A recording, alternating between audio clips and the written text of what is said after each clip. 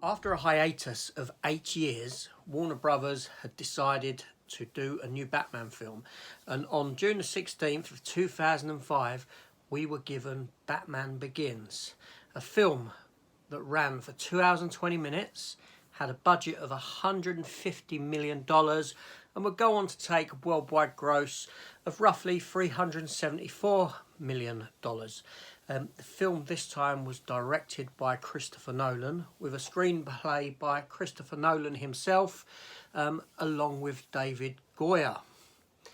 Now, this film has got a powerhouse cast to it. This film saw the casting of Christian Bale as Bruce Wayne, aka the Batman, Sir Michael Caine as Alfred Pennyworth, his faithful butler, Ken Watanabe as Ra's al Ghul, Liam Neeson as Ducard, Katie Holmes as the love interest, Rachel Dawes. Gary Oldman was cast as Jim Gordon. Cillian Murphy as Dr. Jonathan Crane, aka the Scarecrow. Rutger Hauer as Earl. Morgan Freeman as Lucius Fox, among a load of other recognisable faces. Now, that cast list alone is like a fanboy's dream, so to speak. You've got a lot of fantastic actors in there, fantastic character actors. How you ever got all these people together is still a mystery to me. It's just some fantastic casting, and the casting alone just built up the excitement for this movie. So Batman, the anthology from before, the 4 films that we've already discussed, were ejected. That look was ejected, and we got this more realistic, nuanced sort of film. This film that was set in the real world, that felt like Batman could actually exist, and everything about him had answers, and how everything worked, and this sort of a thing, and it was all fantastic. So let me transport myself back to 2005 to where I was and how and what happened with me seeing this film. Now, 2005. Now, back in 2005, I was in a different work environment than what I am now, in a different career. And me and a friend of mine from work had gone to see this film in the Warner Brothers cinema up in Leicester Square in London, which I believe is now a View, if I'm not mistaken. Yes, so we'd gone in and seen the film, and we came out and we were blown away. Best thing since sliced bread, so to speak, right? Now, we were up in London anyway because we're on a little sort of comic book hunt, going around all the comic stores, because he had the same sort of interest as me. But we thought we'd catch this film at the same time. And it was a wonderful experience. It was fresh, it was vibrant, it was just like new life had been pumped into this character after the 4 previous films. It was such a relief to have a fantastic Batman that just felt like it was taken so seriously, and it was wonderful. Now, it had its negative effects, which I've gone into in previous videos, which is that basically I came home from this film on this Batman high, and I thought, do you know what, I'm going to sit through the other 4 films. And I went in and I put in Batman 1989, the first Tim Burton film, and I could not watch it. I got about 10 minutes in and I had to switch it off because I thought, oh my God, this film is so bad in comparison to this film. Over time, obviously, that's changed. You have to go back and watch my first video. But at that very moment in time, I couldn't watch Batman 1989 because of how wonderful this film was. Now, this film's got quite a sort of more complex story, should we say, than the other Batman films, because the other Batman films were never really about Batman, were they? They were about the villains and what the villains are up to.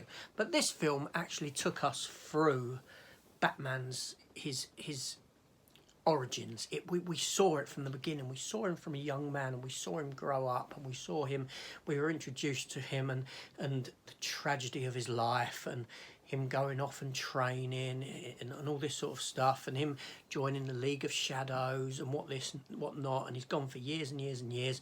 Then he comes back to Gotham after everyone thinks that he's gone and vanished, rekindles his sort of romance with Rachel Dawes, who's now sort of like district attorney, and all this sort of stuff goes on in the film. At the same time, we come to learn that the League of Shadows wants to infiltrate Gotham to sort of clean it out and all this sort of a thing, and they've got a plan that comes into play.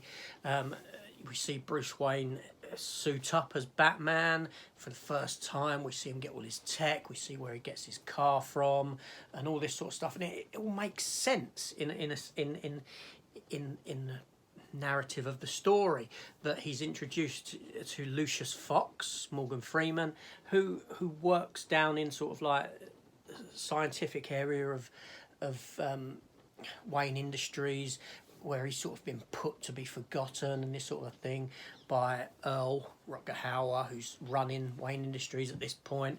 He's thrown him down there because they want him out of the way and forgotten about. And there's all this scientific developed stuff that for the military that hasn't been used, like prototypes, and Bruce Wayne uses this stuff to become the Batman, and it makes sense. And we're shown the Tumbler vehicle, which is, in the context of the story, a military vehicle made to jump rivers, to build bridges and all this sort of stuff. And it's just fantastic. Obviously, we've been introduced to Liam Neeson. We see Michael Caine as Alfred, and he's quite cocky. He's a different sort of Alfred than what we've had before, a more confident Alfred, an Alfred that will sort of talk back to Bruce Wayne, an Alfred that isn't just like the sort of butler type like what we've been used to in Batman before. No, he was with a military background and all this sort of thing. Yeah, you know, it's just fantastic. Gary Oldman introduced as commissioner. Well, he's not actually commissioner at this point. He's in the police force, but he's a decent cop among all the dirty cops that are in the Gotham PD, but he wants to clean it up. And he sort of befriends Batman, and he had a history with him as a child. He was the police officer that comforted him when his Bruce Wayne's parents were killed and this sort of a thing. So this fantastic story comes about.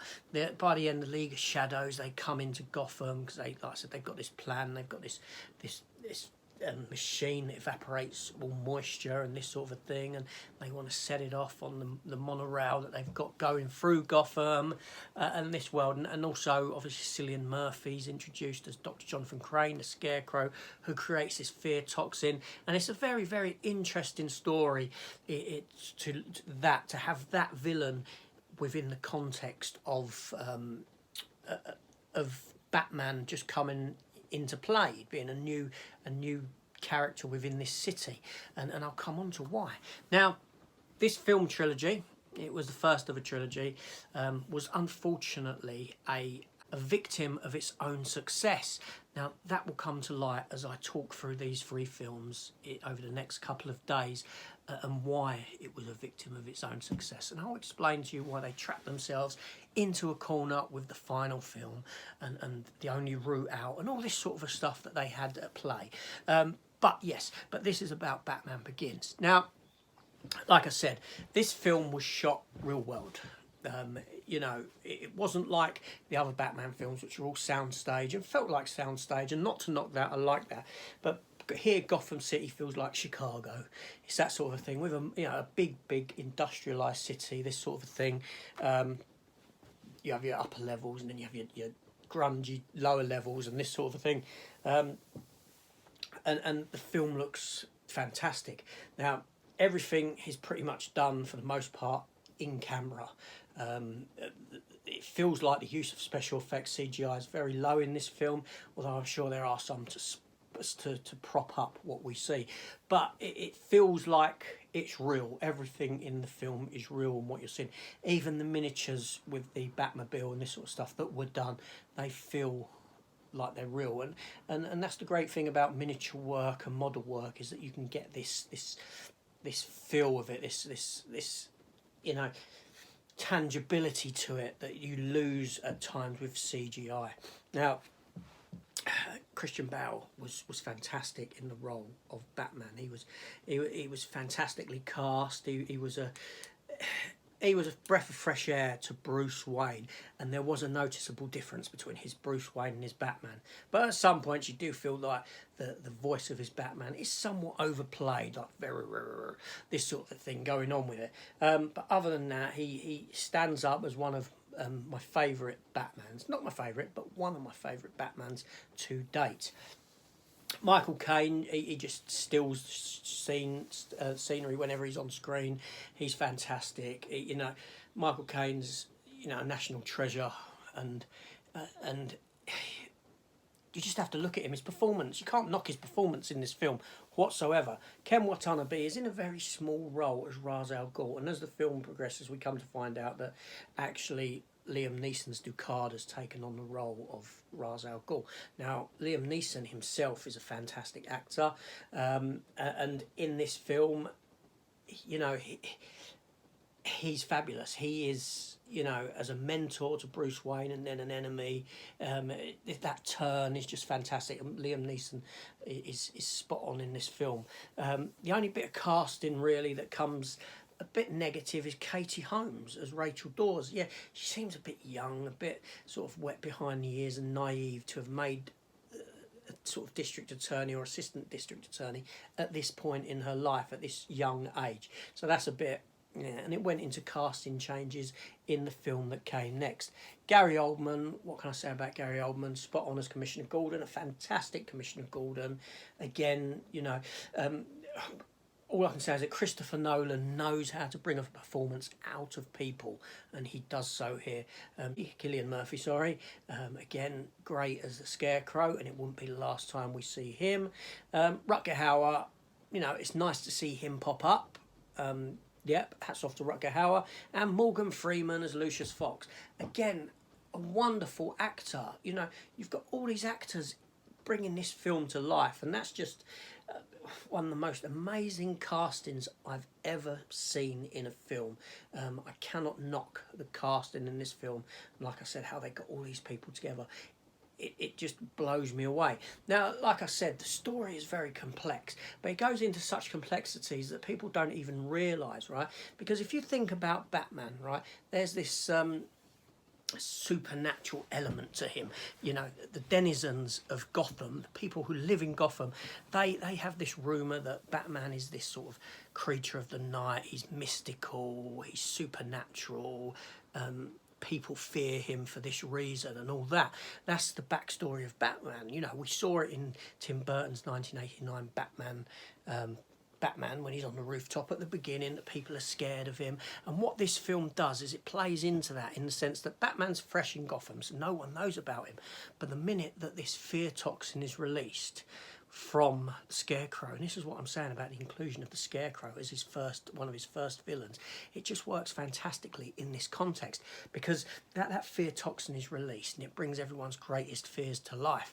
So when they actually see the Batman, they see a sort of supernatural being. They see him as a bat with a bat face and fangs and this sort of a thing, that then plays into the mysticism of these denizens of Gotham, believing that Batman is actually a mystical creature.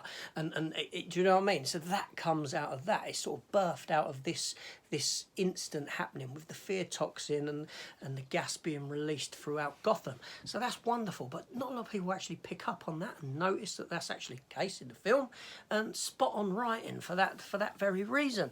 The film just looks fantastic. Like I said, we've seen Gotham before as a sort of Burton-esque gothic city, but in this it's a proper lived-in, realistic, industrial kind of city, with your rich people, your poor folk on street level, and it's just fantastic. The musical score for this film was scored by James Newton Howard, who'd done things like Waterworld and that before, and Hans Zimmer, two fantastic composers in their own right working together to bring you the score for this film, and it's got a wonderful score, and the music within this film really brings the film to life and gives the film the edges that it needs at the times it needs, and draws out the emotion in the emotional scenes and all this sort of thing. Everyone plays off of each other really well, and that comes down to excellent writing and a director who's able to bring out an excellent acting in his individuals. Even though they're all accomplished actors anyway, you still need a strong director to bring out the best in an actor, otherwise they could get bored. So you've got a fantastic vision from Christopher Nolan within this film, and he brings this vision to life, and it gave us, you know, almost 15 years of a Batman trilogy that was just fantastic and top-notch, and the highlight of Batman's on-screen career. I mean, in a sense, Val Kilmer was right. Anyone can play Batman, because we've accepted the casting changes for Batman all the way along, and for the most part, they've all been pretty good. You know, they've chosen pretty good actors and big actors to step in and fill these shoes, recognisable actors to fill these shoes, and it's kind of worked each time in varying degrees. That's fantastic. It's not like you have to search out an actor who's an unknown to fulfill this role, and that makes a difference between Batman and Superman, because Superman generally you have to go for an unknown actor, because otherwise you're just seeing someone else as Superman. But I digress. This is about Batman Begins. So all in all, I mean, I can't fault this film. I cannot fault it at all. It's a favourite of mine. It's a go-to of mine, and yeah, it's just a brilliant film. So I've done with all my gushing about this film. So tomorrow we're going to take the next step into this trilogy.